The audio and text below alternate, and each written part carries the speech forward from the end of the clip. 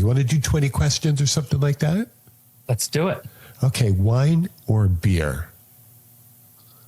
Wine. We have Max Miller on from Tasting History with Max Miller. What are your favorite pizza toppings? Ham, pineapple, and black olives. So, I can't believe we've gone this deep into the show, and I haven't even asked you, Franklin, what have you eaten today? Oh, my gosh. Anybody who is from within a 150-mile radius of Cincinnati will understand immediately what I'm going to say. I had a three-way. Oh, geez. That sounds a little bit kind of risque and saucy, my friend. Well, if you know Skyline Chili, you know what a three-way is. Skyline Chili is a Cincinnati chili place. And Cincinnati chili is different from any other kind of chili you've ever had. And it's one of my favorite things. Without it, and I'm not trying to be funny, it's shocking to me. Mm-hmm, mm-hmm. I can't believe. I mean, the disappointment versus depression thing, Matthew, is like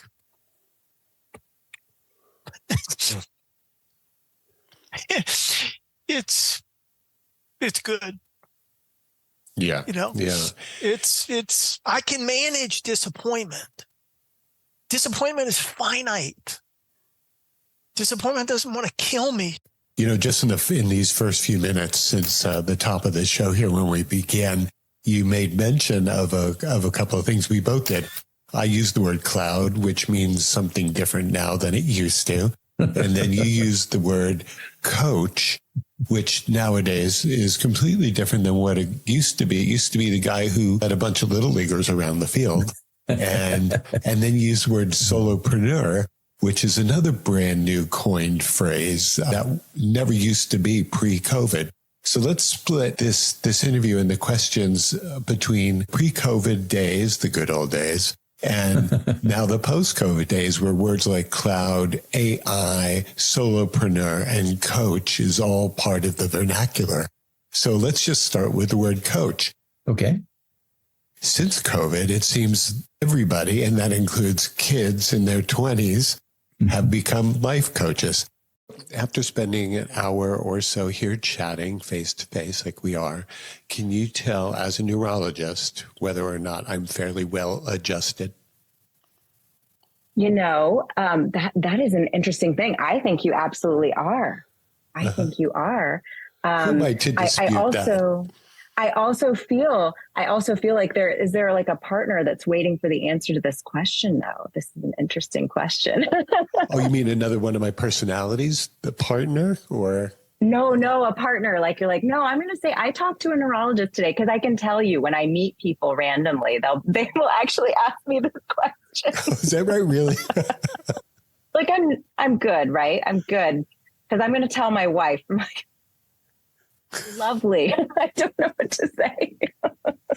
That's so funny. No, but you're amazing. And I would love to have you as a guest on the show. You're pretty fortunate that you have a chef in the family. Like my wife is very fortunate. She has a chef in the family. Well, yeah. Anybody who has a chef in proximity is a fortunate soul. Right. We are the true people pleasers.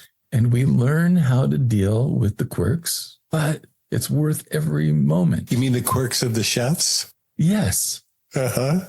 Yes. It's like, the TV shows are not inaccurate when it comes to the demeanor of a professional in the kitchen.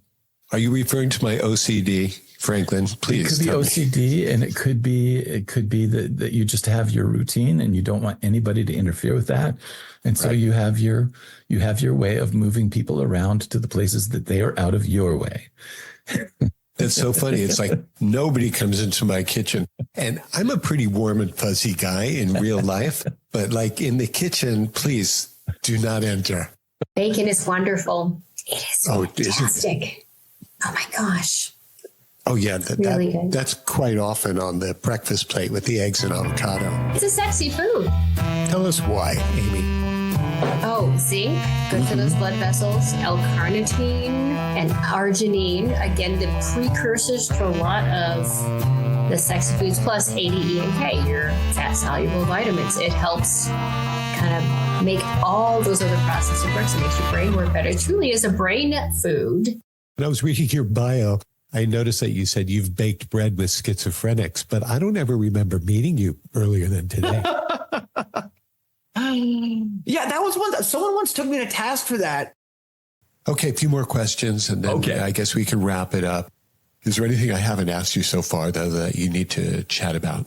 How I may maintain my remarkable good looks and youthful vigor? Oh, you look like you've had Botox and no one knows it. And Absolutely. You're svelte and strong, and you've got it all going on. It's incredible. Yeah. No, conversing with you is always a pleasure. I have visions of waking up with a cheese wheel and a horse head in my bed or something from that. But yeah, here's a good story. So I made this cheese called Grana Padano, which is a well-known Italian cheese in the south of Italy, not the north. Parmigiano Reggiano is more known in the north for, putting on pasta and stuff like that. So it's a smelly cheese similar to Parmesan. And I made it about 12 months before I got this cease and desist. And the cease and desist came fortuitously at the same time that COVID came and there were more eyeballs on the channel. So it was around March, April, May, sometime around there. Can't remember the exact date. And I get this email from some Italian lawyer. I think his name was Sergio. And it was right out of The Godfather. It said, you've been counterfeiting my cheese. Gavin, when you're speaking about the cheese that should not be named, do you feel like you're a little bit of an outlaw? Totally a gangster. Right. Cheese gangster. The OG cheese gangster. That's funny. Definitely. Oh, goodness me. Maybe we could meet in Omaha, but if I'm coming to kill you, you're definitely not going to come meet me. I'm going to need to be way more. I need to get more game than that. Well, your systems would have to account for my security details. So I think we'd be okay. Thank you so much, Jay Rifle, for hanging out with me. I hope you had a good time today. I had a marvelous time. Thank you so much for having me. Is there anything I didn't ask you that I should have that you'd like to share? I kind of think we got everything. I mean, there's, I would say reach out. If people want to learn about what I do, you can reach out to me directly. I don't have a wife and kids and a dog. So I'm always working. I love it. So cook for your friends. This is my advice. Cook for your friends. Have them over. Invite them over. Cook some food. Excellent advice. That is like right out of my book too. So thank you. That was great, Jay. Thanks so much. Thanks so much for having me. Take care. Take care. Aloha. Aloha. When I started out in high school, music was just a way for me to actually just be somebody in the room. I wasn't a good athlete. I wasn't a good student. I wasn't anybody that anybody wanted to know.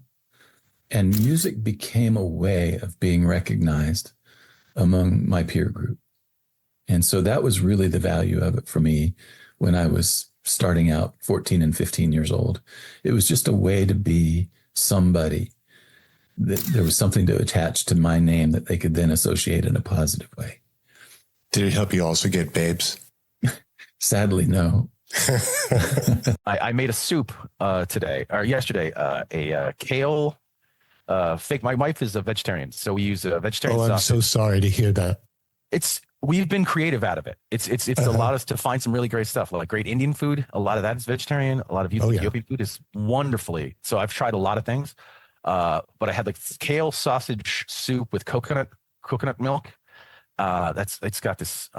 It's delicious. I see what you did there. You added the sausage so your wife wouldn't have any of it. No, it's fake sausage. It's God. Fake sausage. I know. No. Okay. Now you got to explain something to those of us who aren't crazy. But why would someone who doesn't eat meat, who's a vegetarian, celebrates not eating meat, want to ever be able to go ahead and make mock meat? Why would you try to get a fake hot dog or fake sausage? I don't get that. Well, what's weird to me is normally, and it probably happens on both ends, but flaking is a thing, and especially I travel in artists and creative circles. Flaking is a thing, but this was like circumstances beyond our control as far as technology, weather, other things, and in my head, it's just made this more and more valuable. Like this is a thing I've got to earn now. This is now a challenge. And what fonts are you totally sick of and that's being wiped out nowadays? Because I know you have to Arial. Because everybody's got their thing. Yes, and so I use Calibri for resumes because it's a nice square font, right? It's the same height as it is width. You can get a nice number of characters on a line and an 11-point font, and it's not too busy. And I never fail. I'll have a client who's like, I hate Calibri, and they'll change it to freaking Arial. And I'm like, cringe. Right. I don't know why I had the audacity to do this. Looking back, I'm like, who does this at 14 years old? I used to get the 3 bosses that were grown men and say, okay, well, if we did this, this would be better. And if we did this, this would be better. And we could get 4 more trucks out if we loaded like this. So I totally had you pegged earlier. You was this girl who just said, well, I don't take people by the balls. And it's like you just told me that's what you do. That's who you are. I was nice about it. I wasn't aggressive. Oh, you were nice about it. So being nice is the important factor. That's not the key element, is it? Being gentle. Being gentle and cajoling rather than aggressive. It seems like to me that if I was in charge, and God help us if I was, but I think that having the capability or ability to blow up the world 100 times over is maybe a little bit overkill. And that if I could take a few of those dollars and help the people who really need it, maybe those dollars would be more well spent that way. Yeah, I mean, you're absolutely right. I mean, maybe they would be, and you're right. I mean, if it got to that point, it's like, really? Yeah. And I want to say aloha to you, my new friend, Richard Blank, all the way from Costa Rica. Hope you had a good time today. I had a great time today. You do a fun podcast. You bring the best out of people. And, you are definitely the coolest cat out there in Hawaii, besides Don Ho. Is he still around by any chance? I think he took a leave of absence a few years back. Well. Yeah, I think so. But you know what? He's always there. He's got to be a Hall of Famer in Hawaii. Oh, you bet. I mean, leading the list, right? That's my man. Yeah, retired his number. I love it. You are a very difficult host. I never tire of hearing that. Okay, well, that looks pretty crappy too, to be honest with you. Because you see you got the green on both sides of you, and then you've got the blur of the living room or the bedroom. Jesus. So I redid my entire office just for you. Happy now? Yeah. So, David, if we're going to play Jeopardy today, I'm going to give you a selection of categories that you can work me on. Oh, do that on the air. Yeah, we're doing that. So I just want to give you the categories. We are on the air, so I'm giving you the. Take out me beating up Spike, would you? Oh yeah, we'll be good on that. Okay. Of course, the categories because of who you are and because of my crack research staff, which all of the categories are about being short. Right. Exactly. Okay. Me, Simone Biles. We might be related. It's possible. Maybe. You never know. I mean, I always thought I had Hawaiian descent from somewhere. There you go. So. Can you hula dance?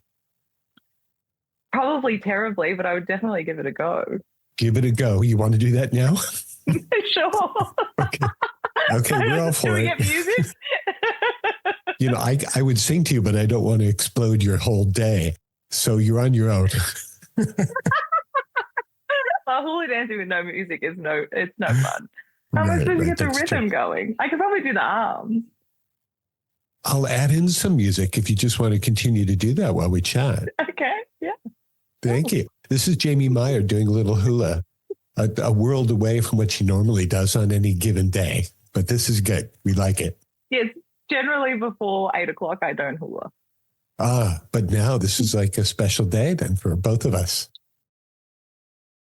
That's so nice. Yeah. Do you find that when people have you over, they're intimidated? They don't want to cook for you? I don't even get the invitations to go over to people's houses because they're intimidated to begin with. But the funny thing is that I never, ever critique friends and family. And you know why that is? Because I like having friends and family. When I was a food critic for Honolulu's largest paper here, I was very tough. I was known to be extremely tough on the restaurants because you're paying your good money. Yeah. And I was here to protect you, the hard worker who's paying too much money for their food elsewhere. And so I was really tough. But when it comes to face with my friends and loved ones, anything I eat is going to be the best thing I ever tasted. Okay, so here's the thing. You're the TV pro, the creative genius, the producer, the person who does television, and you can't even set up a shot on Zoom. Yeah, I suck. I'm clearly a talentless fraud. Well, I'm going back to green, big boy. Yeah. Do your thing. Tuesday. Do your thing with the green. Just background and effects. Okay, tell me some stuff. I'm so screwed up. Why are you charging her 2 labor charges and also the diagnostic, which you already finished with your magic psychic powers without a motherboard tester? What are you doing here, dude? And he said, sir, if you don't need help, you can wait outside. And so I said, okay, no problem.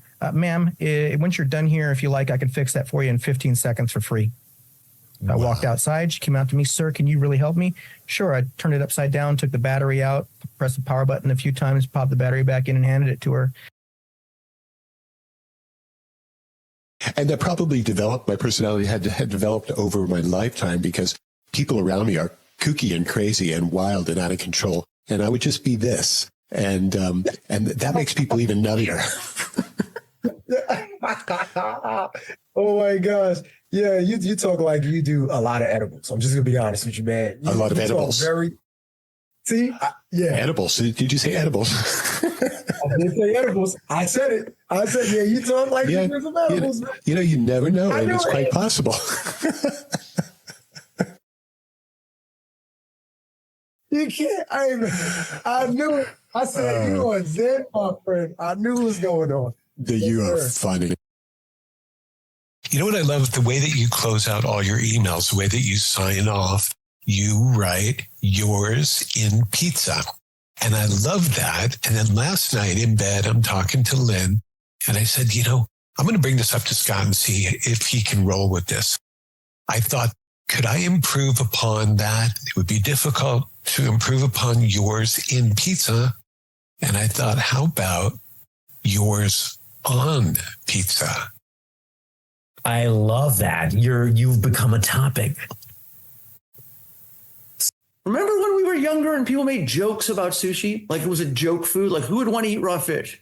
Oh, yeah. And now it's like, you can spend $900 on a sushi restaurant today.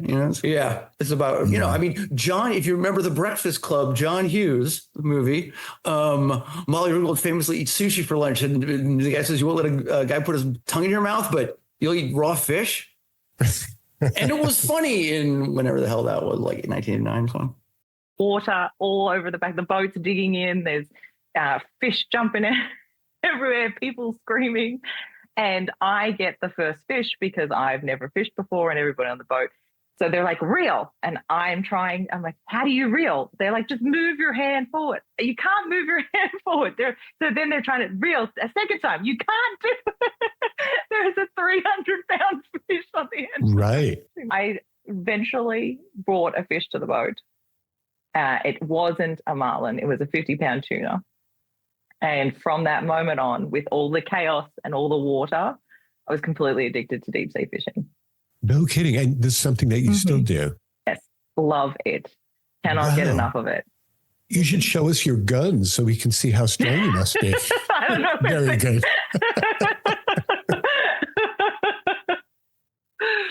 Yes, but it's got to be big game fishing. What 3 people, whether deceased or still with us, would you like to have a dinner with?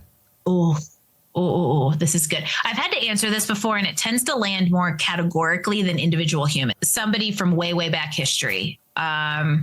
Jesus, Moses, Noah, any of those types of somebody from biblical age, I'll say. I would like to meet. Not necessarily religious, though. Not necessarily religious.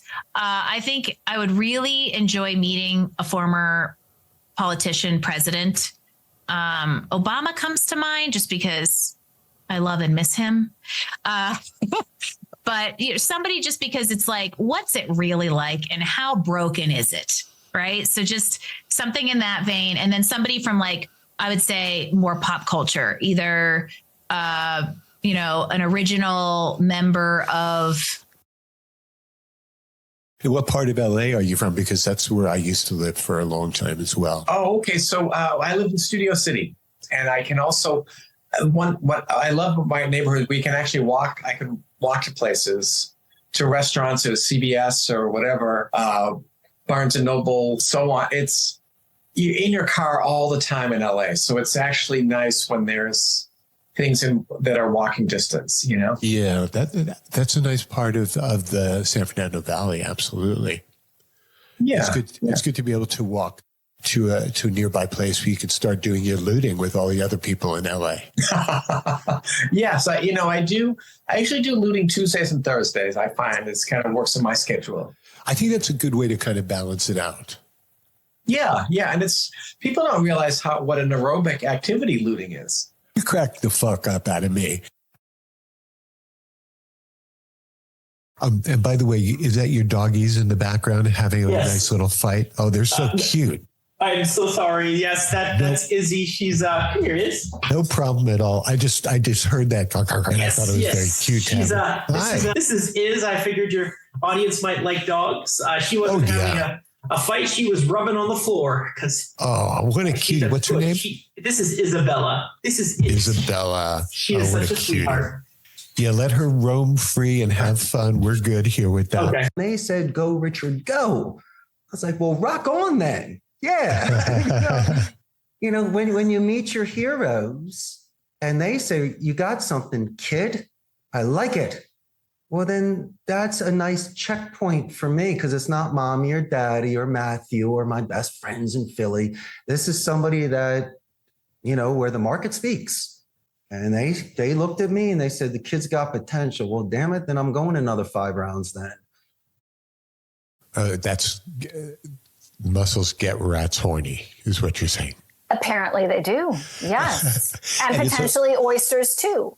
Yeah. Well, oysters have always been the leading aphrodisiac, at least as far as people's conception of what is good for that. It really is a funny thing when you stop to consider it, like why the oyster?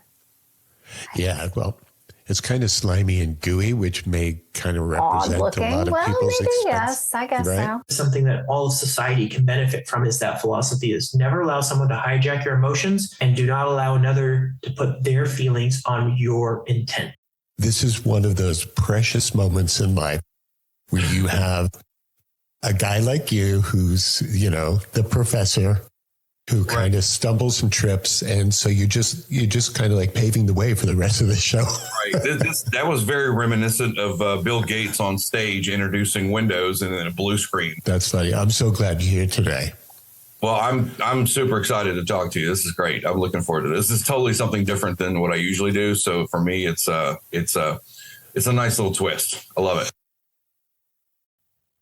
We will sometimes eat a veggie dog if they're, if we're camping and it's like, Mom.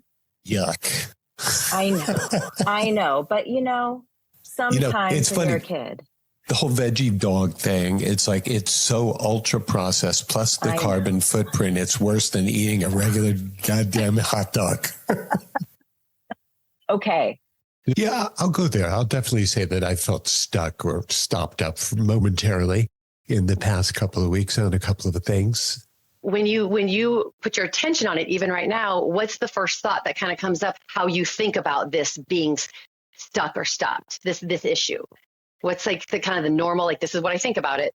In this moment, because I'm beyond there, I feel a little bit of, I'm triumph man. Like I made it. I did it. I got past it. So I was able to figure it out.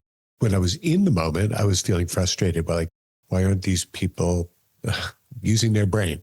Why don't they pretend to be helpful? You know, those kinds of things were going through my mind in that moment. Guys, you have the voice of somebody who does like YouTube relax videos. Oh yeah, I do. I have one of those, what they used to call FM voices. Because I've been in talk radio since like the early days, since the earth was cooling. And so that's just my style. Yeah, you got a real relaxed voice. Like if I call you, you would be a great like panic line voice. Like if you're panicking, he's just like, don't worry. Right. Everything.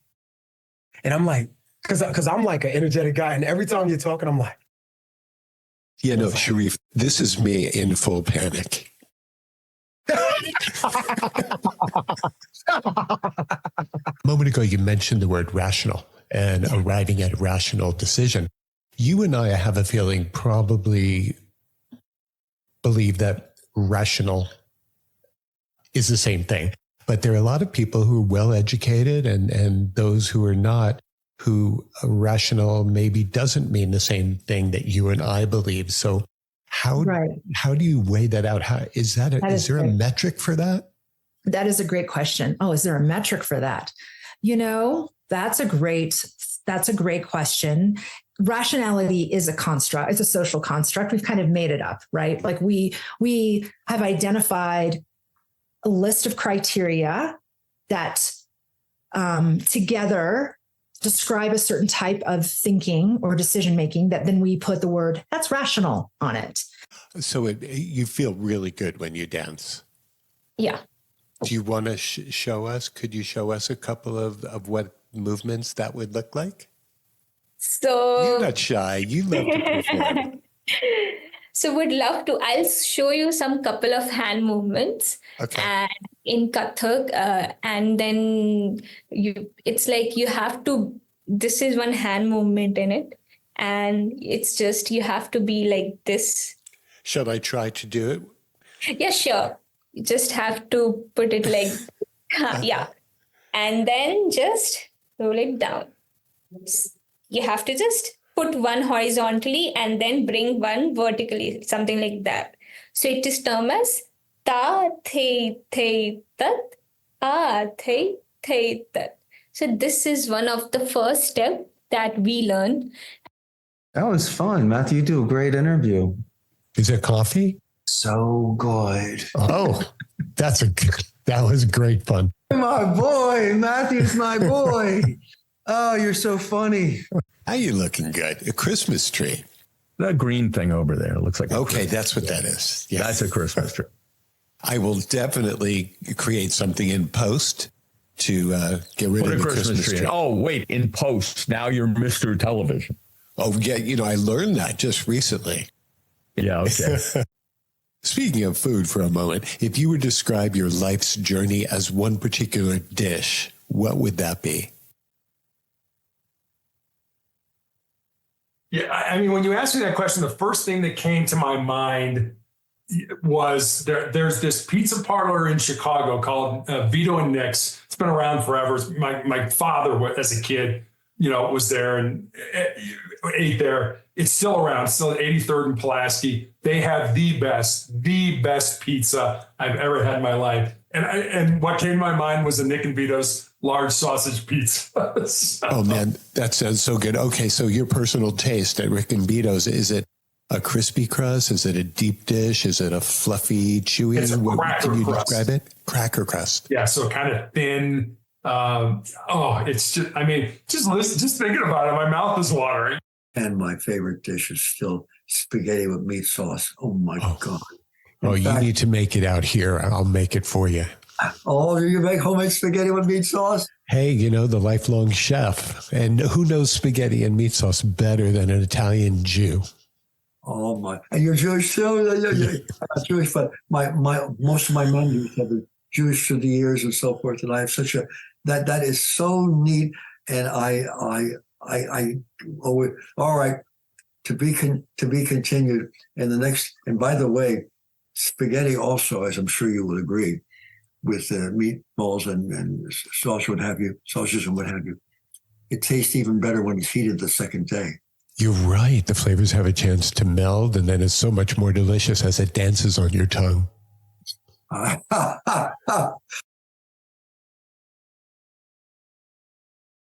And if somebody says that me being on the phone with Matthew a little bit past my shift because the call came in at that time, that's doing something that's unethical or trying to cut corners. Absolutely not. That's the grind. That's the grit.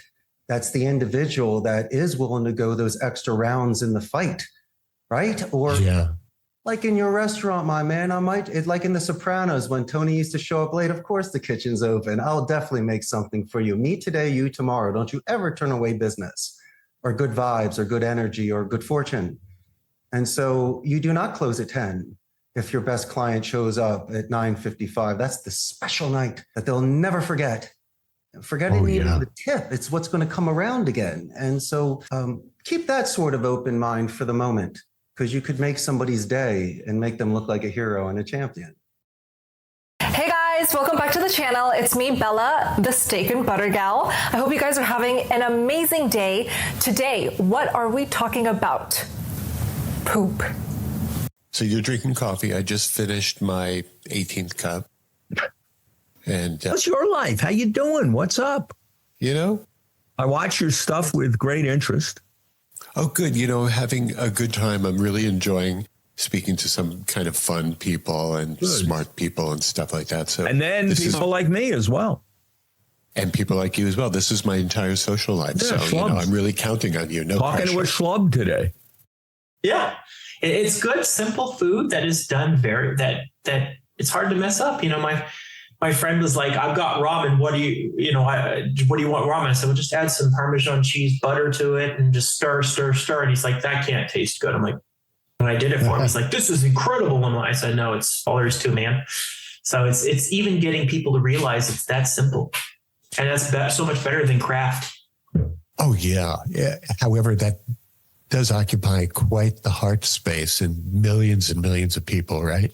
Absolutely. Even mine. It took me a while to get over that love affair. Oh, yeah. Right. Fortunately, I never really, I may have flirted with it, but it never really became a long range love affair for me personally. Which is lucky you, because it's hard to get away from. I was a vegan for 37 years. Oh, dear. I know. Again, I couldn't cook and I was a vegan. It was awful. Vegan. Were you a vegetarian prior to that, being a vegan? Nope. Just went straight to vegan. Just straight to vegan. See, I've remained a vegetarian my entire life. We're like good to go. Fantastic. Isn't that cool? It is. And I have been looking so forward to you. I think your story is so cool to me. Like, I would want to just talk to you or interview you for hours because your story sounds so cool to me. Okay. Because, you know, we do food around here a lot, bro. Yeah, man. That's your whole vibe. It's like, hopefully it's not my whole vibe. But it's like, it's central. Right. Oh, very central. If you were to plan out your very, very last meal, what would be in that meal? Oh, tamales. Tamales, homemade. Oh, yeah.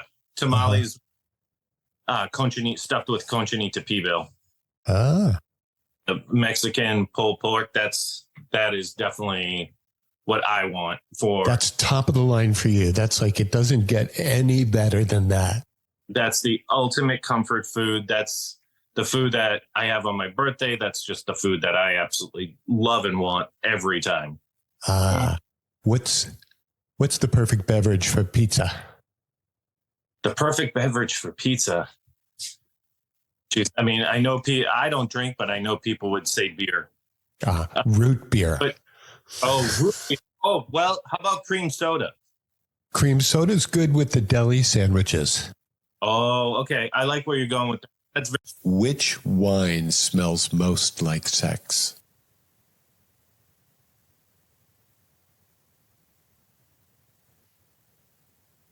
Well, I would say whichever wine you are licking off your partner.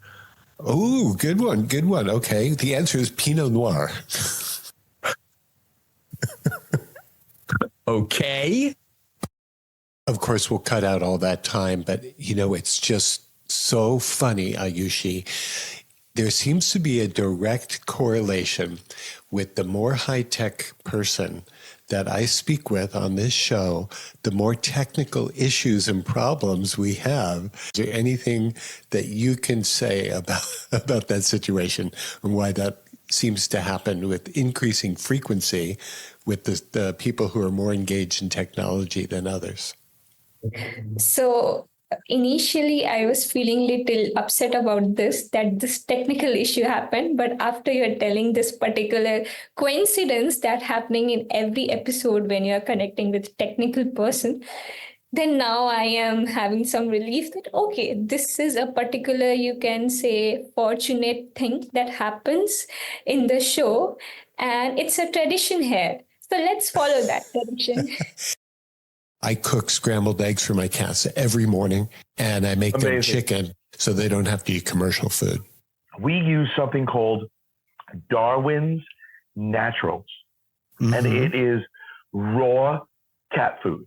It is straight up raw turkey, raw chicken, and raw beef, and he loves it. And ever since we started giving it to him, it completely changed his, what big surprise, his bowel movements, and he became a much healthier, happier, playful cat. So it's yeah. You win the prize for today because anytime a guest of mine could fit in the words bowel movements into the show, I'm pleased as punch. Yes.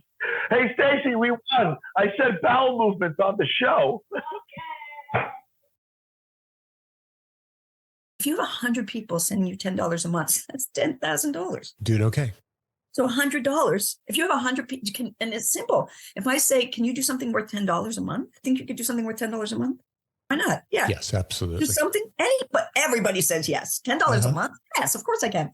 Then it's, can you find 100 people? Yeah, that's probably the more difficult question. Yes, but 100 people is not actually very many. Right, think right. about, 10 is 100, 100. No, 10 is is that right? 10 times 10 is 100. 100. So maybe I'm doing my math wrong. Let me get my calculator. Yeah, I think it's 100 times 100. Right. Yeah, that makes sense. Because otherwise, 10 times 1,000, 10 times 100 is only going to be 1,000. Right, right. Yeah. So don't go into the mathematics game.